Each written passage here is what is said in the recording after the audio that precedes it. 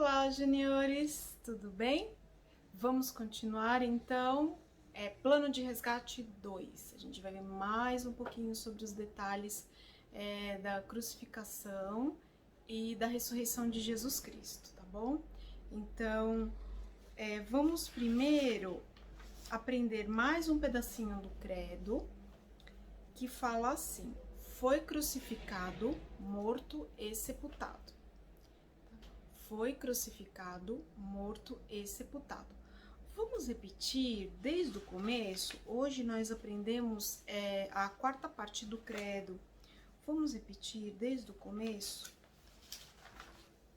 A primeira parte que nós aprendemos foi assim: creio em Deus Pai Todo-Poderoso, Criador do céu e da terra. A segunda parte: creio em Jesus Cristo, seu único Filho, nosso Senhor, o qual foi concebido por obra do Espírito Santo, nasceu da Virgem Maria. A terceira parte: padeceu sobre Pôncio Pilatos. E hoje, a quarta parte, o quarto pedacinho, foi crucificado, morto e sepultado. E mais detalhes nós vamos aprender sobre tudo o que aconteceu nesse momento crucial de Jesus Cristo, esse momento em que ele se entregou por amor a cada um de nós. Quando a gente pensa em todo o sofrimento que Jesus teve, a gente fica imaginando quão cruel aquelas pessoas foram, e como pode fazer algo assim com alguém tão bom, né? Jesus, ele era um homem bom que fazia milagres, ele curava, se importava com os outros, era justo, não fazia nada de errado. Humanamente, a gente olhando ele como um ser humano, seria um ser humano maravilhoso. E imaginem só, ele é 100% Deus, ele é o nosso Deus, que se encarnou, veio em carne e osso, para que fizesse esse resgate pela humanidade, para que fôssemos salvos pelo seu sangue que foi derramado pela cruz. Ele cumpriu o plano de Deus em obediência, sem reclamar, sabe? Sem reclamar, simplesmente cumpriu a vontade de Deus. E mesmo sentindo a dor física, sim, porque ele era humano, sentia dor, sentia fome, assim como nós, mas a dor moral também da humilhação, de estar ali no meio de dois bandidos, né, na cruz, certo? Então a gente vai aí tá vendo todos os detalhes na palavra de Deus sobre tudo o que aconteceu. É muito triste, mas Jesus Cristo, nosso Salvador, ele não podemos vê-lo como coitado do nosso Jesus, não, ele é o nosso Deus Todo-Poderoso. Bastasse um olhar dele ali e todo o poder dele poderia ser manifestado ali contra tudo que estava acontecendo em relação ao seu físico, as dores e o sofrimento que ele estava sentindo, mas ele não quis, porque a única forma que podíamos ter acesso a Deus livremente seria através do sacrifício perfeito que é Jesus Cristo, sabe? Antes de Jesus Cristo vir, o povo judeu, eles tinham o costume de apresentar sacrifícios de um cordeirinho, de um animal, com derramamento de sangue, para expiar os pecados das pessoas, né? Mostrando que ali estavam arrependidos dos seus pecados. Pois então, tudo aquilo que aquele povo fazia no Velho Testamento, antes de Jesus vir, já era mostrando o que Jesus, o Cordeiro Perfeito de Deus, iria fazer pela humanidade inteira. Por isso é esse resgate da humanidade, através do sacrifício de Jesus Cristo. Este plano maravilhoso de Deus, que tem esse amor infinito por sua criação, que somos nós, tá certo? Bom, A tia vai fazer uma breve recapitulação do que a gente viu a semana passada referente a dois dos apóstolos. Judas, né, o traidor. Vimos que ele traiu Jesus por 30 moedas de prata. E o que será que aconteceu com Judas depois? Que sentimento ele teve depois, quando ele percebeu que ele estava traindo uma pessoa justa, uma pessoa honesta, uma pessoa inocente, né? Porque, infelizmente, ele não conseguiu enxergar Jesus como Deus. Ele não conseguia enxergar Jesus como Deus, como nosso Salvador, né? Como o Salvador dele, ele não conseguia. Mas, ainda assim, ele teve um sentimento horrível em relação ao que ele fez, a traição que ele fez. Que tipo de sentimento foi esse? Foi um sentimento que se chama remorso. E o remorso, ele fica remoendo aquilo que a gente faz de errado, mas não necessariamente ele é um sentimento de arrependimento, certo? O remorso, ele é diferente de se arrepender, né?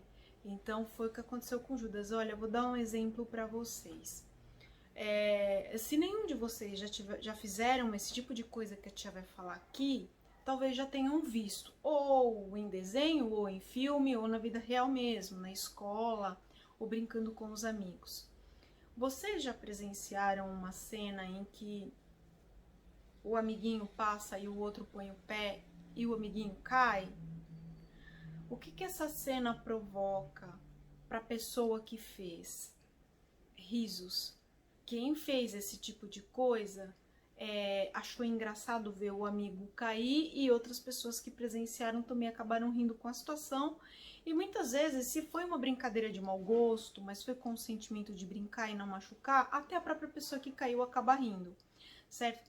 Porém, se foi com um sentimento maldoso, daquela pessoa não alcançar o que ela quer, então você põe o pé e ela cai, a pessoa que fez, às vezes, ela não se arrepende.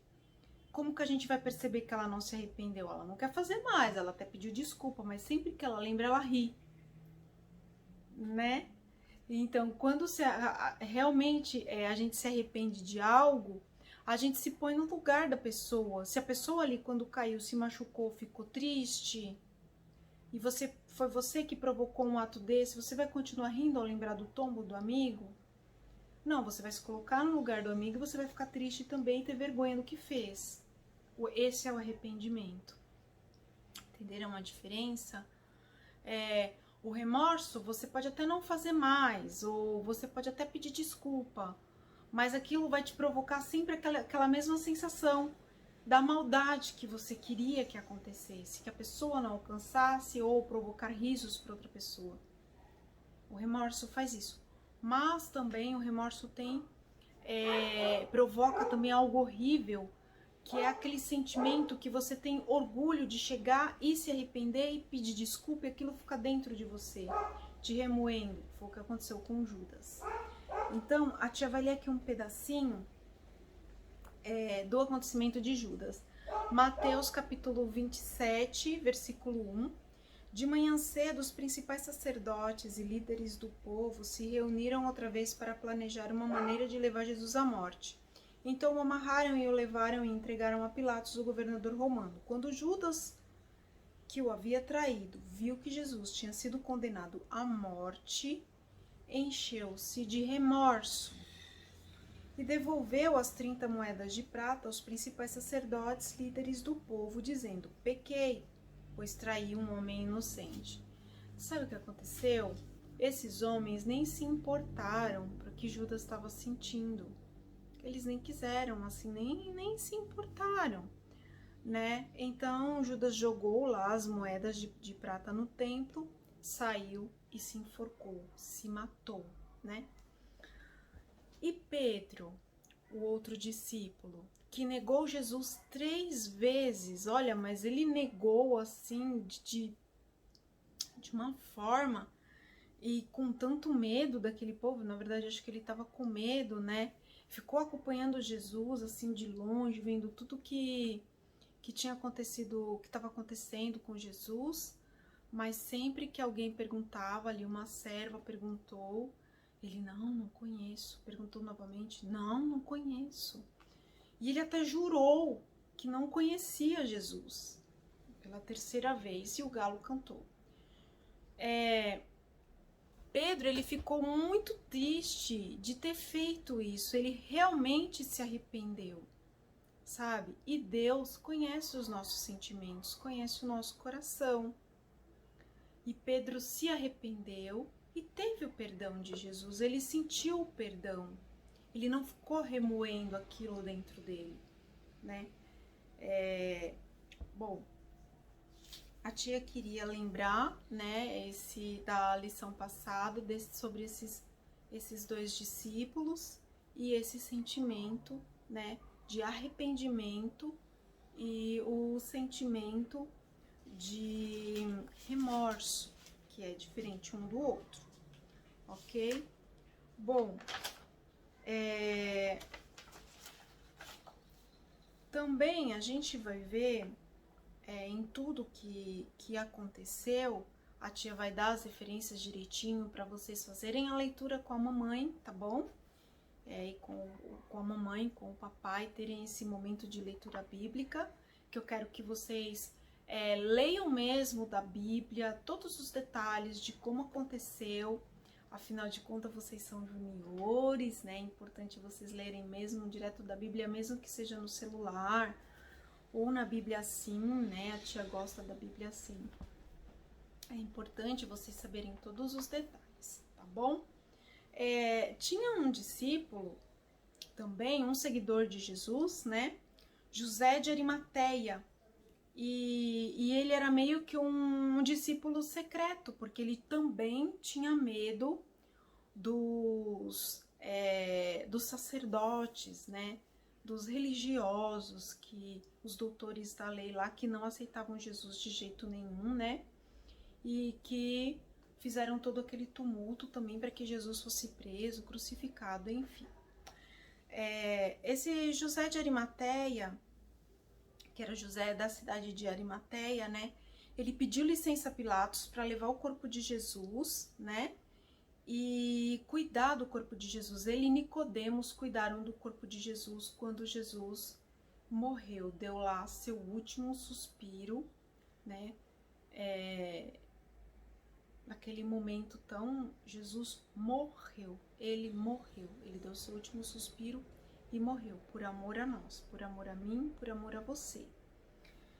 Então, Nicodemos era aquele também seguidor de Jesus que foi procurar Jesus à noite, perguntando as coisas de Deus, né? Perguntando sobre as coisas de Deus. Ele tinha curiosidade, mas ele foi procurar Jesus à noite por medo também dos religiosos, dos sacerdotes lá e tudo mais. E foi aquele seguidor de Jesus que Jesus disse assim para ele, olha, é necessário se nascer de novo, né, ser uma nova criatura para se ter a vida eterna, né? É necessário então se nascer de novo, se converter, né, mudar de vida, né, aceitar Jesus, se nascer de novo. E ele não tinha entendido, como assim? Eu já velho vou nascer de novo, só para que vocês lembrem-se quem que é esse Nicodemos, tá bom? Então foram os dois que cuidaram do corpo de Jesus. Os judeus, eles tinham o costume de preparar o corpo, sabe? Eles levaram uns 35 quilos de uma mistura de fragrância perfumada. E também na história vocês vão ver que apareceu uma mulher que ali também, antes de Jesus morrer, derramou perfume na cabeça de Jesus também. Eu quero que vocês leiam essa parte com a mamãe, tá bom? Então, eles prepararam ali o corpo de Jesus, né? E Jesus foi levado para um sepulcro novinho, tudo novo ali, tudo preparado para Jesus, certo? E resumindo, é o que a tia falou, esse resgate maravilhoso de Cristo Jesus na cruz do Calvário. Ele morreu, mas ao terceiro dia ele ressuscitou. O nosso Jesus vive em nossos corações. A nossa Páscoa é Cristo Jesus que habita em nós, tá bom? Um beijo, fiquem com Deus, amo vocês. Feliz Páscoa!